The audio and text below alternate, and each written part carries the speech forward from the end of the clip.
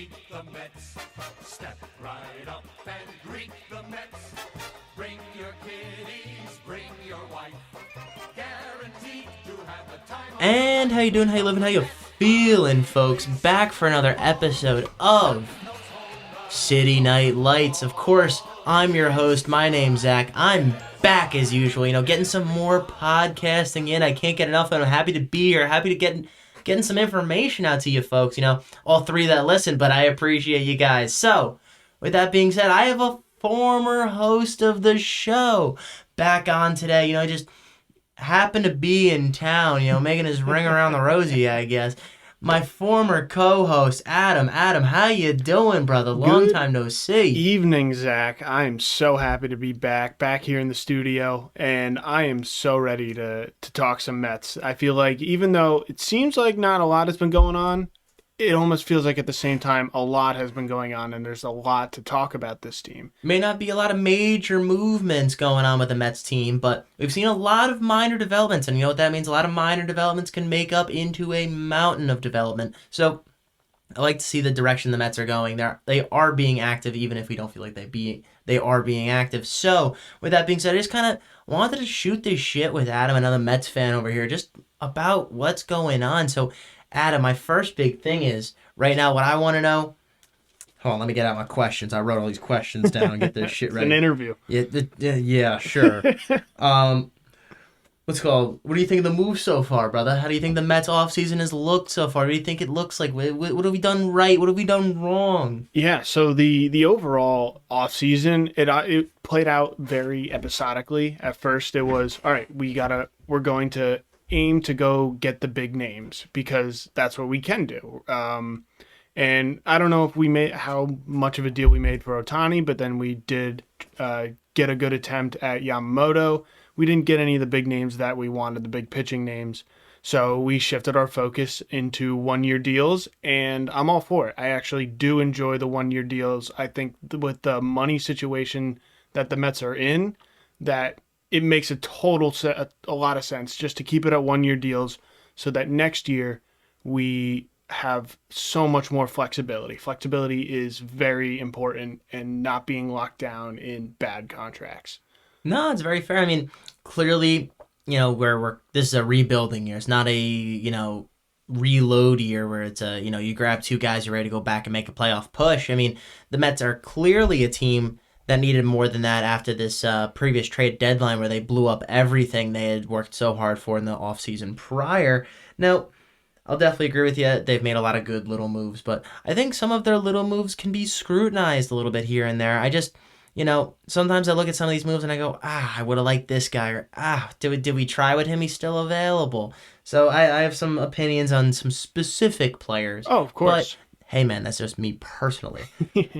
Now, my other things are, you think the Mets got anything more they can do this offseason? I think there is one specific move that they feel like they have to do, and it's just add one more bat. There's plenty, even with the young guys, you might want to think that the young guys should get more at-bats. Even if you have one more guy, a veteran, a DH spot, the young guys will still get their at-bats, and having a DH spot that can bring a little pop to the lineup would be huge in just making sure that our lineup doesn't fall apart mid-season. We have, it just adds a little more piece of a stability that I think would be very important to say if our young guys aren't performing. No, I definitely don't disagree with you there, but my one big caveat to this whole thing is going to be the fact that, I don't know if you've noticed this, but if you look at the Mets starting outfield, right? Harrison, Bader, Nimmo, let's do this. Nimmo in left, Bader in center, Marte in right. All plus outfielders, all pretty good players. Now, the one big thing I've seen is that, outside of Nimmo, in the last 5 seasons, none of these, actually, I would shorten that. Let's go last three because Bader has a long injury history. But the injury history among these guys isn't necessarily great. Of course, Nimmo over the last 2 years has really overcome that. He's not a big steal guy because of that. But I'm a little nervous that we're only going to get, best thing we get is that we got 3 outfielders that only played a combined, 100 games a pop. Like, is that the best thing we can hope for this year? Because that feels a little shaky. That's why I do agree with you in terms of the Mets need to sign another bat, but it just looks like maybe that bat needs to be an outfield, more utility-esque type player, because I don't think Tyrone Taylor is necessarily the answer in the outfield for any of these guys. And I don't really think we have a prospect that's necessarily the answer in terms of the Mets. It looks like all of our guys are mainly infielders. I know they talked about moving Beatty into the outfield at one point. Maybe we see that with with how Beatty operates this season. Maybe we see a potential move to the outfield next year, but it's just a little shaky. That's something that just I'm a little nervous about. Yeah, I think you're right about that bat. Whoever we do add has to be able to play the outfield, because you have to go into the season knowing that Marte or Bader, they're not playing 150 games each. Like that's not feasible because of their injury history, and you do have to prepare for the worst, because you don't want to be sticking DJ Stewart back there. Bro, don't get me started on DJ Stewart. Do not get me started on that, man. I do not like him. I do not want him on our team. I don't fuck with DJ Stewart, man. The numbers that he had last year were average, but it almost feels like they were a fluke. So you don't want to just try and attempt that's going to happen again. Like he's going to be just some average outfielder. Even the fact that he also does not play the field the same way as the other two guys. As much as I want to hate on this guy, I mean, he is a career OPS plus, above average guy. Every year he's played, and gotten a decent amount of plate appearances. He's really been a plus OPS hitter for the most part, even in seasons where he's had 193 batting average. Look, like I said, he might be average. I just hate DJ Stewart. It's just shaky, but yeah, you feel it. You almost like see it when you watch him. It just feels a little shaky. Like it wants to be promising. His bat wants to be promising, but you know that there's it just doesn't feel right. It doesn't feel right, and you don't want to see that you don't want to see him play in the field for over 100 games, not even like 90. Like, I don't want to be seeing this guy stuck in the outfield. No, neither do I. I think that'd be extremely rough. Sorry, it's just taking me so goddamn long to bring up these prospects. Of course, we don't have any tier 1 prospects, go figure. But yeah, like Drew Gilbert, I don't know when he's going to be ready. They had to force Mauricio to become an outfielder pretty much, even though he was a second baseman shortstop. Ryan Clifford, guy in single A, won't see him for a while. Yeah. He's a first baseman, pretty much becoming an outfielder because of the Mets.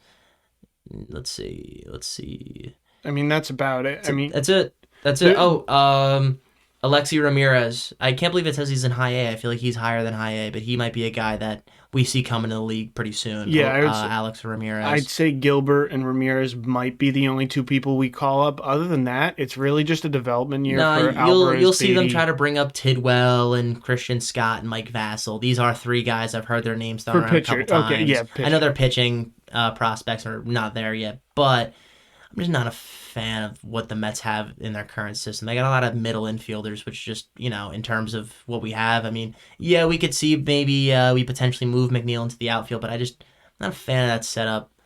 It's a little clogged in the infield, and the pitching prospects are going to take time. We're in an awkward phase. It feels like the Mets are currently in their teenage years, and we somehow have never left them. It just feels like, we had a lot of prospects that they're on the brink of being ready to go, and a lot of guys who are trying to just make their MLB careers, worth it, try to get another contract on the turnaround, see what can happen. That's why the 1 year it's a little nerve-wracking. Yeah, it's just are making sense, because you need that one more year of these guys in the minors to develop a little more, and then the following year is a good year to finally bring them up. No, 100%. But you know what? Let's do this on that note, because I can't get Fangraphs to load. Love that. Now, we were talking about some potential free agents the Mets might need to pick up in terms of bats. They have some issues.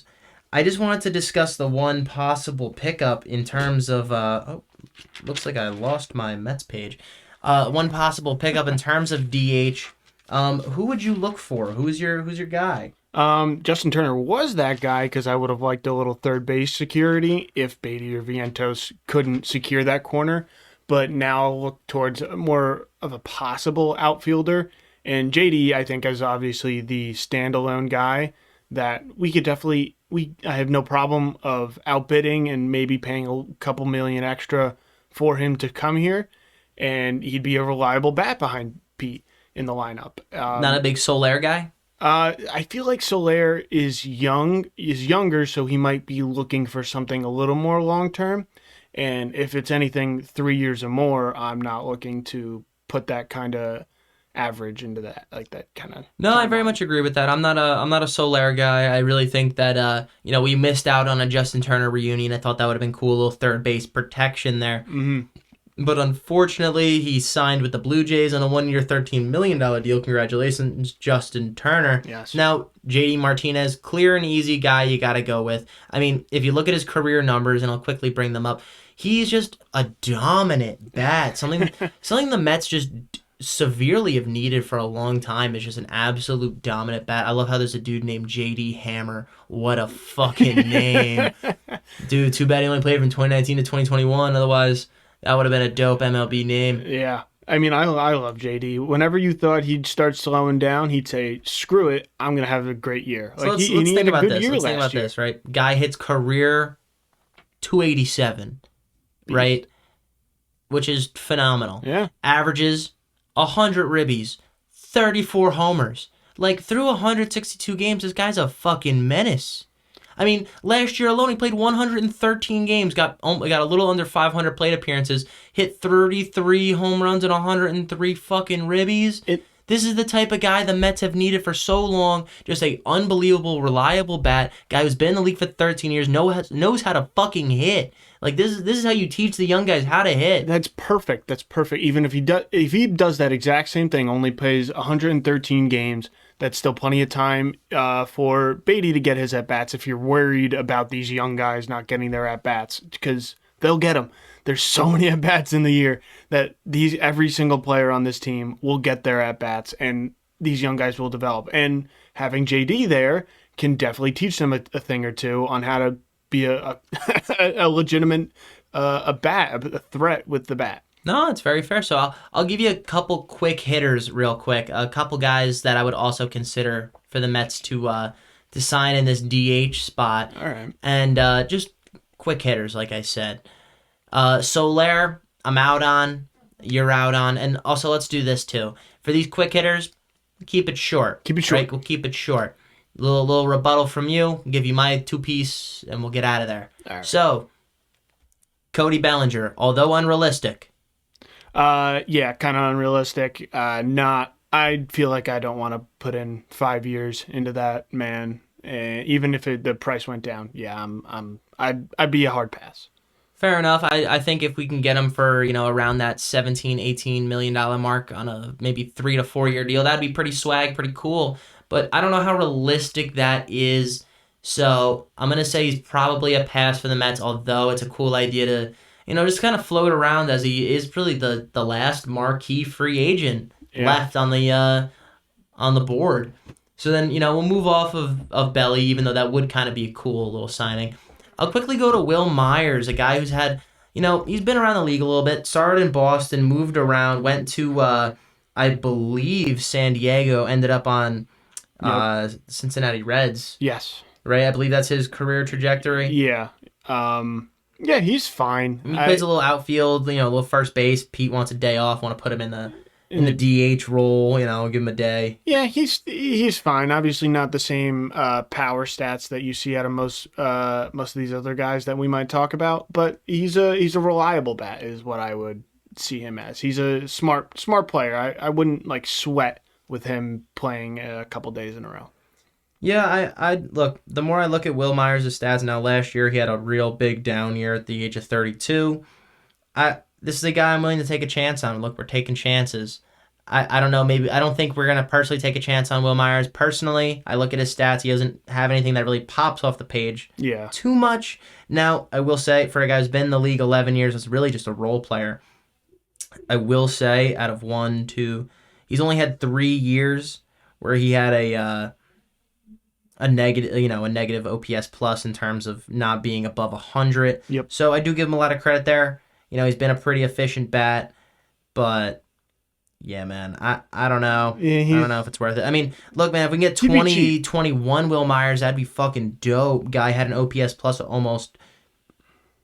Oh, wrong year. 2020 of 160. That would be dope. Yeah, he's the Luis Severino of bats. You don't know what kind of year you're gonna get out of him. I'm going to skip over Matt Chapman because unless we can get him for $10 million a year, we're not fucking signing him. Nope. Jorge Soler, we talked about. Michael Brantley, is it even worth it? He's just so damn old. I feel like he's got to be retiring soon, if he hasn't already. And my big thing is we don't need another contact bat in this lineup. I just don't think that does anything for us. No.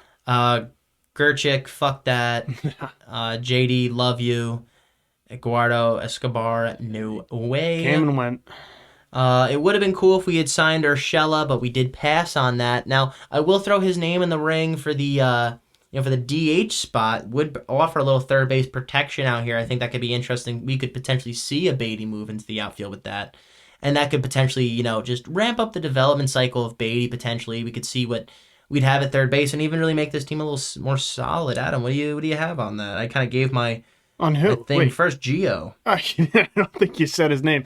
I did say Gio's name. Oh, I might have missed that. He's such a meh player to me. I mean, he would not excite me at all. I'd be kind of just like, where are we going with this pick? I don't really see I don't see upside with him. I mean, look, in his 3 years with the Yankees, he had an OPS plus of 133, 137, 96. Like, yeah, and then what's he done after leaving the short porch stadium? he went out and with Minnesota had a 119 OPS plus, and then last year had a 91 OPS plus. But he does hit for high average. Do give him that. All right. Not a huge strikeout guy. I mean, okay, he is kind of a big strikeout guy. I don't know. I think he could be exciting. He's kind of... For a guy who hits with decent average and he's going to put the fucking ball in play, I know I just said we don't need a contact bat, but I think that at least Urshela adds some third base protection, a little bit of fun with him. He's another guy that if we really wanted to give Pete a day off, we could put him at first. But, yeah, that's the value of where he is. He's it's good position. defensively. He's solid defensively. We watched enough fucking Yankee games to know Gio is pretty solid out there. Yep. That's his definitely strong suit. But other than that, on the bat side, he doesn't excite me too much. Adam Duvall, low average, pretty good outfielder. I like Adam gets Duvall. A lot of pop. Could be a cheap option for us. He's underrated. That's a bad deal. I've always seen him as an underrated player. I would actually very enjoy that. All right, and I got two more players for you. We'll make this nice and short. Actually, we'll say three. Okay. I'm going to go with Kyle Lewis, former Rookie of the Year. Kyle Lewis. I think he had an okay year with Arizona last year, but I feel like I don't remember his injury history, so other than that. He did have a bad injury with Seattle. I forgot what it was. Yeah.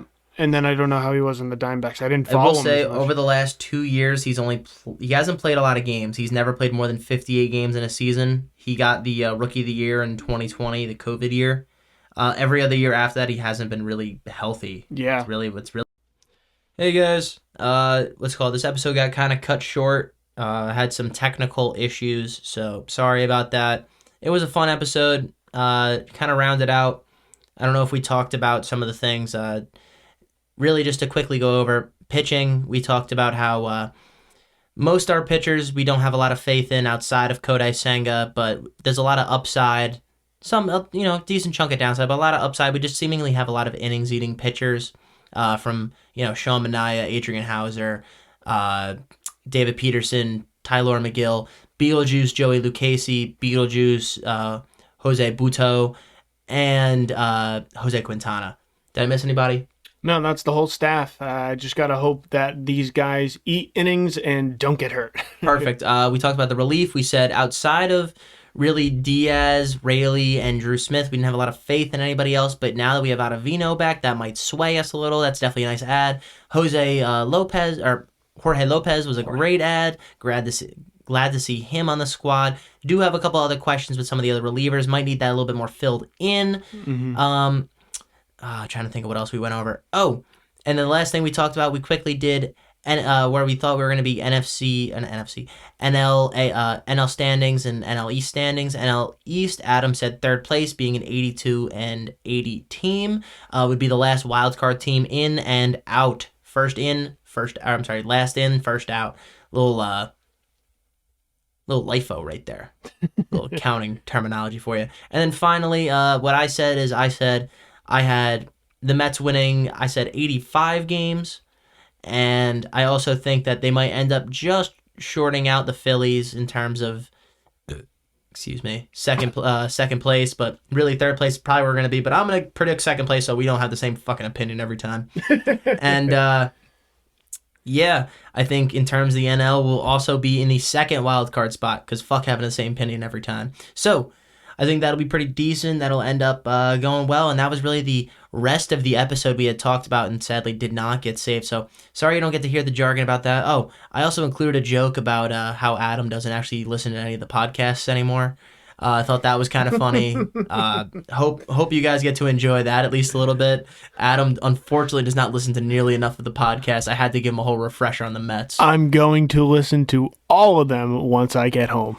And you gotta love that that clickbaiting, watch baiting, get fucked, Adam. Oh, love it. All right, so with that being said, I'm really glad we got to make this episode. We had a lot of fun in the studio, enjoying the time we had together, being able to bullshit around, have a lot of fun, being able to get to talk to you guys. It really means a lot to us. We have a lot of fun with the viewers and really everything we can. I know there's not a lot of people listening, but we appreciate you guys, each and every one of you. I could probably count you on my hand, but that's all right. I love you all the same. But with that being said, Adam, you have anything you'd like to say to the viewers quickly before we get out of here and with this bullshit, 3-minute outro kind of thing? Thanks for listening, and have a great day. So with that being said, folks, we're getting the fuck out of here.